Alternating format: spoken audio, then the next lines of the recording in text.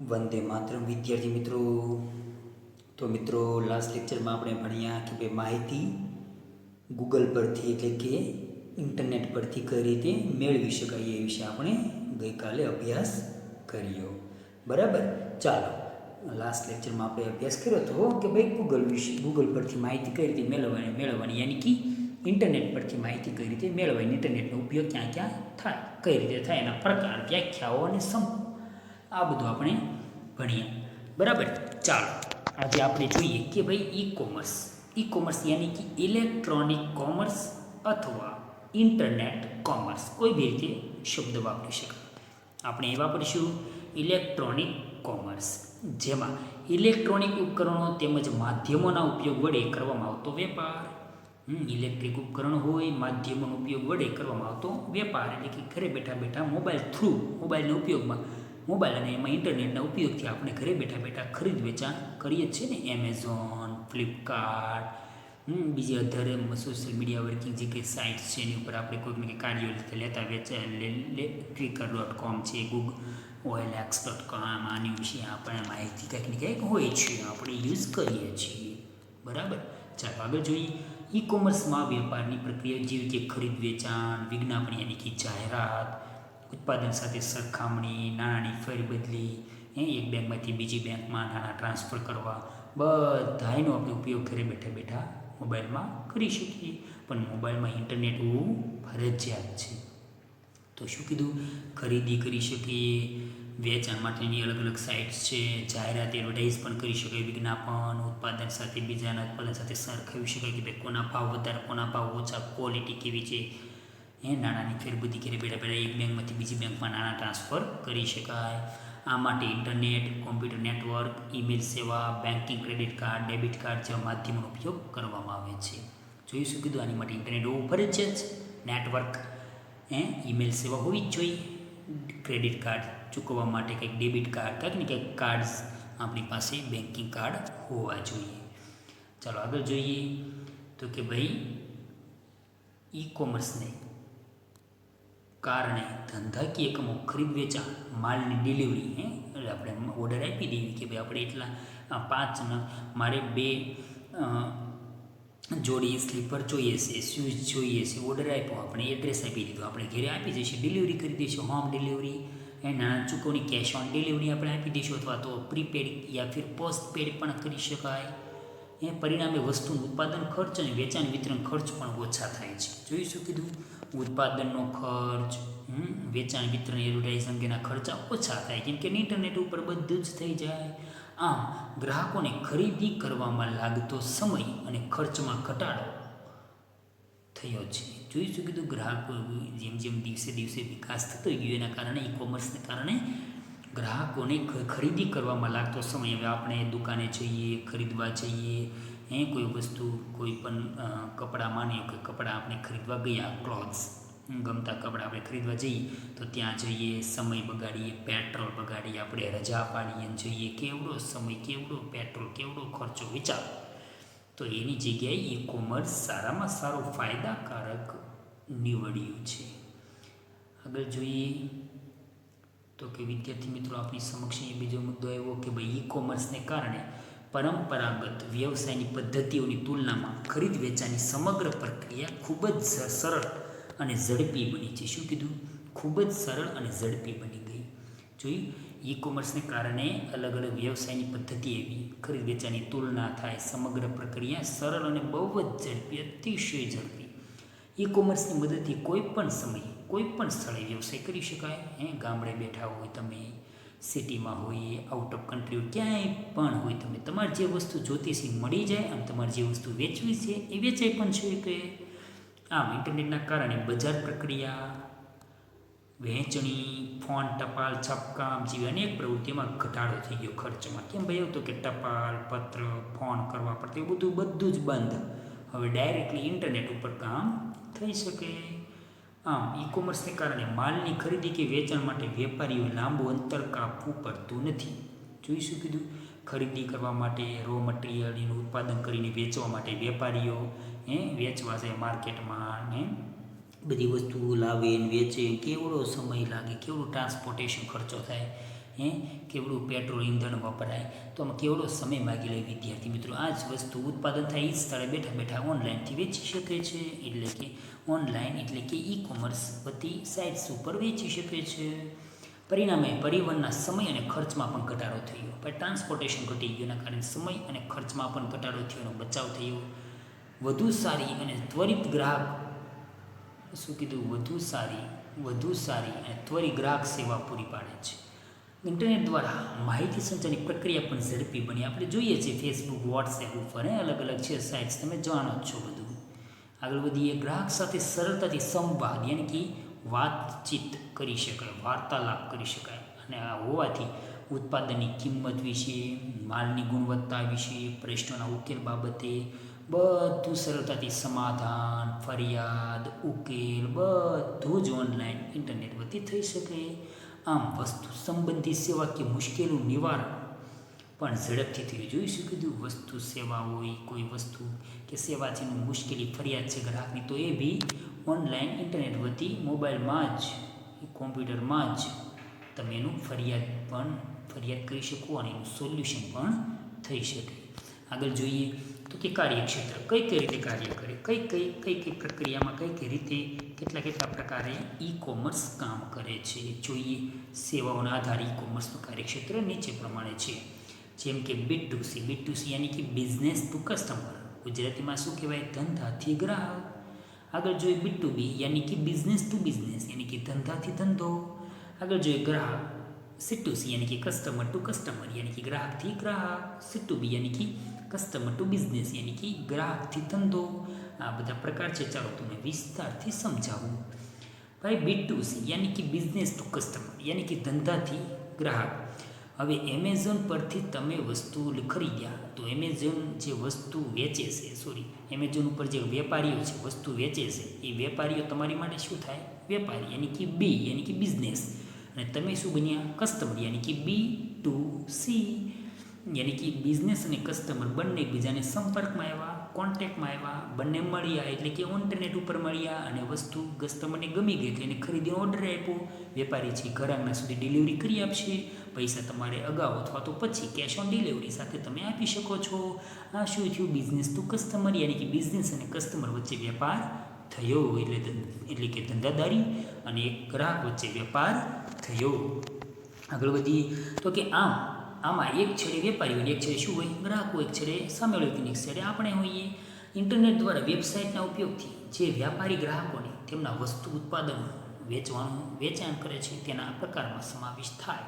શું કીધું, ઇન્ટરનેટ દ્વારા વેબસાઇટના ઉપયોગથી એટલે કે એમેઝોન હોય, ફ્લિપકાર્ટ, બધી અલગ અલગ વેબસાઇટ પરથી જે વેપારીઓ ગ્રાહકોને તેમના વસ્તુ ઉત્પાદન હોય વેચાણ કરે, એટલે કે મૂકે, કન્ડિશન મૂકે, ફોટોગ્રાફી મૂકે, મોડેલિંગ કરી મૂકે, કન્ડિશન મૂકે, ડિસ્ક્રાઇબ મૂકીને વાંચીને આપણે ખરીદતા હોઈએ છીએ. ગ્રાહકો કોઈ પણ સ્થળેથી કોઈ પણ સમયે પસંદગીની વસ્તુઓ ખરીદવા માટેનો ઓર્ડર આપી શકે, ક્યાંય પણ કોઈ પણ સ્થળેથી ઓર્ડર આપી શકે ખરીદવા માટે. આગળ જોઈએ, વેચનાર પોતાની વસ્તુ કોઈ પણ મધ્યસ્થી વગર સીધું જ વેચાણ ગ્રાહકને થાય, એટલે વચમાં એજન્ટ, હોલસેલ વેપારી બધા જ નીકળી જાય, જેના કારણે શું થાય, ગ્રાહક પાસે વસ્તુ સસ્તી પડે, સસ્તી પહોંચે, ગ્રાહકને પરવડે, ગ્રાહકને રિઝનેબલ પ્રાઇસમાં પરવડે, એટલા માટે એને પોસાઈ શકે. એટલે ગ્રાહક વધારે ખરીદવાનો આગ્રહ ઓનલાઈન સાઇટ્સ ઉપર જ રાખે છે. ખરીદનાર એક સ્વતંત્ર ગ્રાહક છે. આથી ઓનલાઈન ખરીદી આ વ્યાપારનું ઉત્તમ ઉદાહરણ છે. 1 માર્ક્સનો સવાલ, ચાલો કરો અંડરલાઈન. શું કીધું કે ભાઈ ઓનલાઈન ખરીદી ખાલી જગ્યા ઉદાહરણ છે. શું લખ્યું, વ્યાપારનું ઉત્તમ ઉદાહરણ, વેપાર તરીકેનું. તમે એમેઝોન શબ્દ સાંભળ્યો છે ને, એમેઝોન પર વસ્તુ મંગાવો છો ઘરે બેઠા, earphone, sleeper, shoes, socks, T shirt, jeans, pant, અલગ અલગ કોસ્મેટિક આઇટમ, કોઈ ઓઇલ છે, હવે તો વેજીટેબલ પણ આવવા મળ્યું, એટલે કે શાકભાજી ઘરે બેઠા બેઠા આપણે કોરોના કાળમાં લીધું હતું ને, ઘરે બેઠા બેઠા આપણે લઈ શકાય. તો આ બધું શું બન્યું વિદ્યાર્થી મિત્રો, એમેઝોન છે, ફ્લિપકાર્ટ છે, OLX છે, ક્વિકર છે, બધું જ અલગ અલગ સાઇટ ઉપર અલગ અલગ વેપારી પોતાની બનાવેલી સાઇટ ઉપર પણ વસ્તુ વેચીને આપણે ખરીદતા હોઈએ. તો આ શું થયું, એક પ્રકારનું વ્યાપારનું ઉત્તમ ઉદાહરણ થયું. ચાલો વિદ્યાર્થી મિત્રો આગળ વધીએ તો કે ખરીદ વેચાણ ઝડપથી અને સરળતાથી થતું હોવાથી તે ખૂબ જ પ્રચલિત છે. ખરીદ વેચાણ ઝડપથી થાય એટલા માટે B2C છે એક્ઝામમાં પૂછાય ઓનલાઈન ખરીદીનું કયું ઉદાહરણ વધારે ઉત્તમ છે તો શું ગણી શકાય વ્યાપાર તરીકે તો શું લખશો B2C યાની કે બિઝનેસ ટુ કસ્ટમર આ ખૂબ જ વધારે પ્રચલિત ગણાય. વસ્તુના છૂટક વેચાણ ઉપરાંત B2Cમાં ઓનલાઈન બેન્કિંગ પરિવહન સુવિધાઓ અનેક સેવાઓનો શું થાય સમાવેશ થાય. જોયું શું કીધું B2Cમાં ઓનલાઈન બેન્કિંગથી બેન્કિંગ ટુ બેન્કિંગ વહીવટ કરી શકાય એટલે કે ટ્રાન્સફર પરિવહન સુવિધાઓ પણ જેવી સેવાઓ પણ સમાવેશ થાય છે. ટૂર્સ એન્ડ ટ્રાવેલિંગ્સની સુવિધાઓ પણ ઓનલાઈન ઉપલબ્ધ મળે છે. આગળ જોઈએ ધંધાથી ધંધો યાની કે B2B બિઝનેસ ટુ બિઝનેસ એટલે કે એક ધંધાદારી બીજા ધંધાદારીને મદદ કરે એકબીજા વસ્તુની લે વેચ થાય અંદરો અંદર. જોઈએ સામેલ બંને પક્ષકારો ધંધાદારી એકમો કે વ્યવસાયી જ હોય છે. આજના સ્પર્ધાત્મક યુગમાં એટલે કે કોમ્પિટિશનવાળા યુગમાં એકબીજા ઉપર આધારિત રહેવું પડે. શું કીધું અવલંબિત રહેવું પડે. આના કારણે B2B વ્યાપાર આ અવલંબનને સરળ અને વધુ અસરકારક બનાવે. વધારે એકબીજા ધંધાદારીઓ મદદ કરતા હોય. પોતે પુરવઠાકાર વિતરક કે અન્ય મધ્યસ્થીઓ સાથે સંબંધની સ્થાપના થાય એટલે કે ઇલેક્ટ્રોનિક ઇન્ટરનેટના સંબંધથી પુરવઠાકાર હોય તો હોલસેલ વેપારીઓ હોય વિતરકો હોય મધ્યસ્થીઓ વચ્ચે શું થાય કોન્ટેક્ટ બને. ઇલેક્ટ્રોનિક ઇન્ટરનેટ સામેલ થયેલા વ્યવસાયો વચ્ચે વધુ પારદર્શકતાને કારણે વધુ કાર્યક્ષમતા પ્રાપ્ત કરી શકાય. જે બંને અજાણ્યા જ હોય છે ને અપરિચિત હોય પરિચિત હોતા નથી અપરિચિત હોય અપરિચિત આથી બંને વચ્ચે કાર્ય કરવામાં સરળતા રહે. B2Bની મદદથી વેપારીઓની સામાન્ય વ્યાવસાયિક પ્રવૃત્તિઓ જેવી કે પુરવઠાનું વ્યવસ્થાપન હોય માલના જથ્થાની યાદીનું વ્યવસ્થાપન હોય ચૂકવણીનું વ્યવસ્થાપન હોય વગેરેની કાર્યક્ષમતામાં વધારો થયો. કે ભાઈ એવું તો કે B2Bમાં સામાન્ય વ્યાવસાયિક પ્રવૃત્તિ હોય એકબીજાને પુરવઠાનું વ્યવસ્થાપન એકબીજાને પુરવઠો આપે. ભાઈ ગ્રાહક આવ્યો મારી પાસે આવી કીધું 50 કિલો ઘઉં જોઈએ છે અથવા 100 કિલો ઘઉં જોઈએ છે 50 મણ ઘઉં જોઈએ છે મારી પાસે હાજરમાં નથી એટલે બીજા વેપારીનો કોન્ટેક્ટ કરીશ ઘઉં લઈને એમને આપીશ. મારી પાસે હાલમાં ભાઈ કોઈ કસ્ટમર આવ્યું કીધું 50 જોડી મારે 50 નંગ જીન્સ પેન્ટ જોઈએ છે મારી પાસે હાજરમાં ખાલી 25 જ છે તો 25 જીન્સ પેન્ટ હું 1 કલાકમાં બીજા કોઈ વેપારી પાસેથી મંગાવી શકું. આમ ઇન્ટરનેટ વતી મંગાવી પણ શકાય એકબીજા પુરવઠાનું વ્યવસ્થાપન થાય માલના જથ્થાની યાદીનું વ્યવસ્થાપન થાય એટલે કે લિસ્ટિંગ બને ચૂકવણીનું વ્યવસ્થાપન થાય નાણાકીય વ્યવહાર પણ આપણે થતા હોય છે.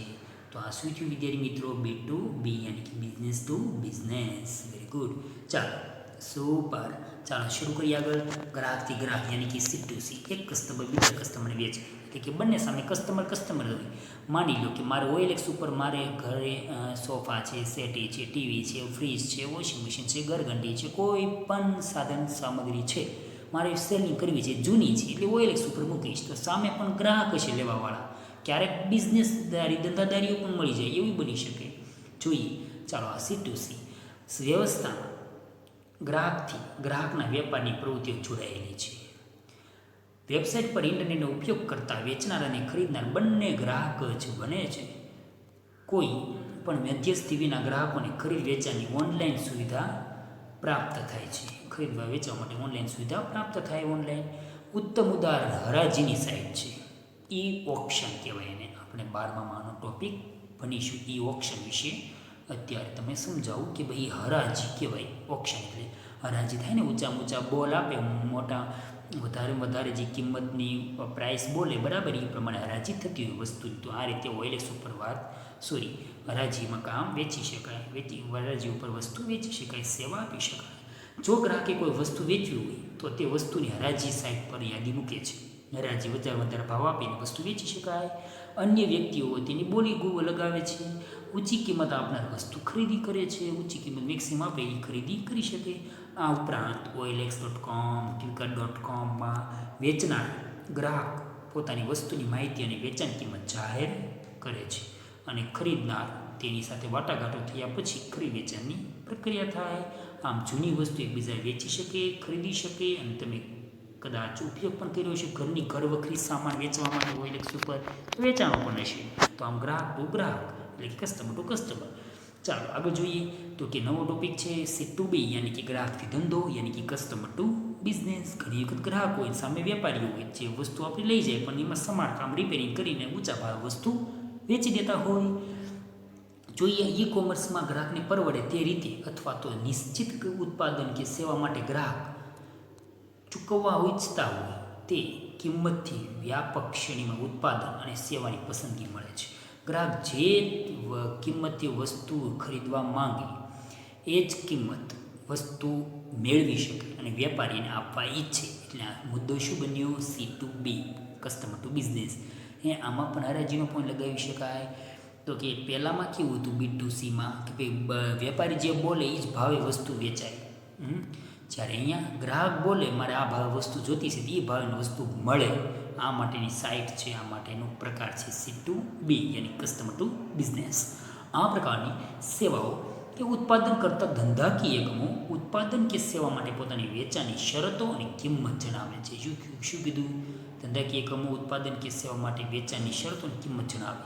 ભાવતાલમાં સમયગાળો ઘટાડે છે, એટલે કે ભાવતાલ ગ્રાહકો કરતા હોય. ગ્રાહક ધંધાકીય એકમ માટે બંનેની પરિવર્તનશીલતા વધારે છે. શું કીધું? ગ્રાહક ધંધાકીય એકમ બંનેની પરિવર્તનશીલતા વધારે, મેક્સિમમ કોન્ટેક્ટ સંપર્ક બને એવું કોશિશ કરે. આ પ્રક્રિયામાં ગ્રાહક દ્વારા ચૂકવણી નક્કી કરવામાં આવે છે કે ભાઈ કેટલી ચૂકવણી આપશે, નાણાકીય ચૂકવણી. આ ઈ કોમર્સની આ ઉપરાંતની પણ કેટલીક અન્ય વ્યવસ્થા છે, જેમાં સરકારની એક સ્વાયત્ત અસ્તિત્વ માની લઈએ તો નીચે મુજબની વ્યવસ્થા અસ્તિત્વમાં આવે છે. જેમ કે સરકારથી વ્યવસાય યાની કે G2B યાની કે ગવર્મેન્ટ ટુ બિઝનેસ. ગવર્મેન્ટ છે એ અલગ અલગ સેવાઓ બિઝનેસમેનને આપે છે, વિવિધ ધંધાદારીઓને, તો G2B લાગ્યું. એ જ રીતે આગળ જોઈએ તો કે સરકારથી ગ્રાહક યાની કે G2P યાની કે પબ્લિક, બરાબર, જનતા, એટલે કે ગવર્મેન્ટથી પબ્લિક. G2P લાગે.